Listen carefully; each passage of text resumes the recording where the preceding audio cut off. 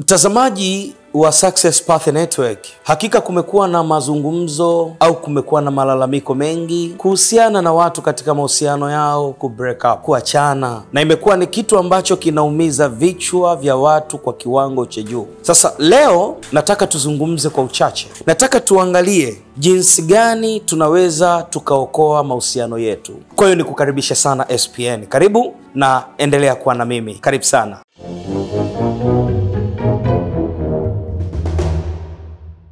Mtazamaji wa Success Path Network, each one teach one, kama nilivyokuambia kwamba leo nataka tuangazie swala ambalo linahusiana na mahusiano ya kimapenzi. Na hii ni kwa sababu mahusiano yamekuwa yakivunjika kwa kiwango cha juu. Sasa nimekuja na mambo ambayo hakika huenda yakawa ni sababu ya kuokoa mahusiano yetu. Jambo la kwanza kabisa ambalo nimekuletea ni kitu ambacho kinaitwa mazoea. Kwa kawaida mahusiano yanapoanza, watu kila mmoja kwa upande wake anakuwa na shauku. Mwanaume anakuwa na shauku na mwanamke, mwanamke anakuwa na shauku na mwanaume. Lakini baadaye, baada ya kuwa sasa kila mmoja kamzoea mwenzake, yanaingia mazoea katika mahusiano, na huenda ukamuona mwenzako ni wa kawaida tofauti na jinsi ambavyo ulimuona kwa mara ya kwanza. Kwa hiyo ili tuweze kuokoa mahusiano yetu ya kimapenzi, jambo la kwanza ni kuacha mazoea katika mahusiano yetu. Haijalishi mpenzi wako uko naye ndani ya miezi 6, ndani ya mwaka mzima, ndani ya miaka 5, kila siku muone ni mpya. Usijenge mazoea hata kidogo. Muone ni mpya, endelea kumjali kama ulivyokuwa ukimjali tangu mwanzo.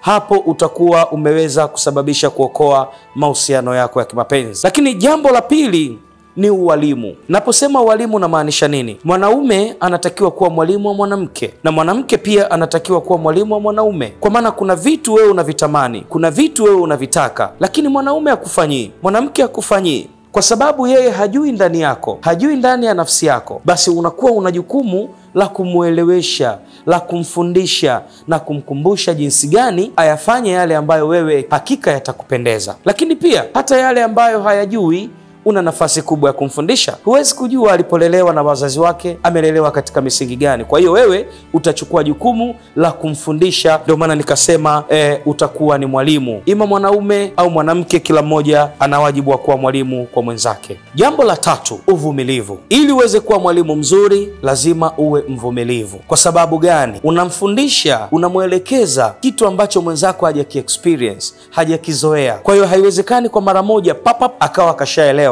kashajua wewe unahitaji nini. Hapana, ni process, ni jambo linakwenda mdogo mdogo, kidogo kidogo, mpaka anafikia hatua Kwa hiyo uvumilivu ni muhimu katika kuokoa mahusiano yetu ya kimapenzi. Tusiwe na haraka, tuwe wavumilivu, tuwe na subira. Kuwa na subira kwa mpenzi wako, mwanamke kuwa na subira kwa mwanaume, mwanaume kuwa na subira kwa mwanamke. Jambo la 4, usikataze unachokifanya. Kuna watu wanawakataza wenza wao kwamba usinicheat, usizoeane na wanaume au usizoeane na wanawake. Mbona unapokea simu, unatoka nje? Mbona unafanya hivi muda wote uko kwenye mitandao ya kijamii, unachati na nani? Lakini huyu anayekataza, yeye mwenyewe hayo mambo anayafanya. Kwa hiyo ili kuokoa penzi lako, hakikisha kile usichokipenda basi hukifanyi kwa mwenzako. Unapomwambia mwenzangu naomba kitu fulani usikifanye, unapomtahadharisha mpenzi wako, mwenza wako, basi na wewe ujihakikishie kwamba hicho unachomkataza mwenzako wewe mwenyewe haukifanyi. Usimwambie sitaki uwe na mazoea na watu hapa mtaani wa jinsia ya kiume au jinsia ya kike, lakini pengine wewe mwanaume ukiwa katika maeneo yako ya kazi umezoeana sana. Tumeona site watu wamezoeana na mama ntilie, wanawatania, wanawashika. Watu wamezoeana na wafanyakazi wenzao katika maofisi, wanawatania, wanavuka mipaka. Wewe ukirudi nyumbani ukimkuta mwanamke wako ana mazoea na wanaume, una panic.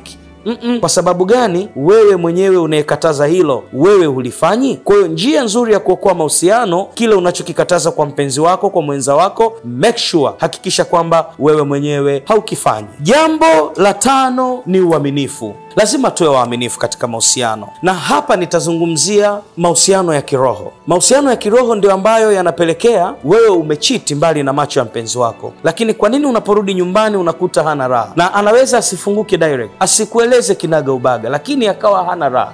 Ni kwa sababu kuna mahusiano ya kiroho. Kumbuka kwamba mili inaweza ikawa mbalimbali, lakini roho zina communication, roho zina mawasiliano. Tangu huko zilipokuwa zimehifadhiwa na Mwenyezi Mungu, roho zinatambuana, roho zinajuana, lakini tu kitendo cha kila roho kuingizwa katika mwili wake ndipo utengano utokea. Kwa kuna namna roho zinakuwa zinafanya mawasiliano. Mke wako au mume wako au mpenzi wako, boyfriend wako, girlfriend wako, kama yeye ni mwaminifu kwako, lakini wewe ukawa si mwaminifu, hata kama utafanya mabaya mbali na macho yake, yeye atapata ishara, atapata hisia. Kwa hiyo usishangae ukarudi nyumbani ukagundua kwamba mbona mpenzi wangu ana raha na amani na asifunguke, kumbe wewe kuna mambo umeyafanya. Kwa hiyo tujitahidi kuwa waaminifu. Tutakapokuwa waaminifu, hakika tutaweza kuokoa mahusiano yetu. Kwa maana hiyo nimekuletea pointi hizi hapa 5 na kukumbusha mazoea. Tuache mazoea katika mahusiano. 2, uwalimu. Kuwa mwalimu kwa mpenzi wako, mfundishe kile asichokijua, muelekeze. 3, uvumilivu.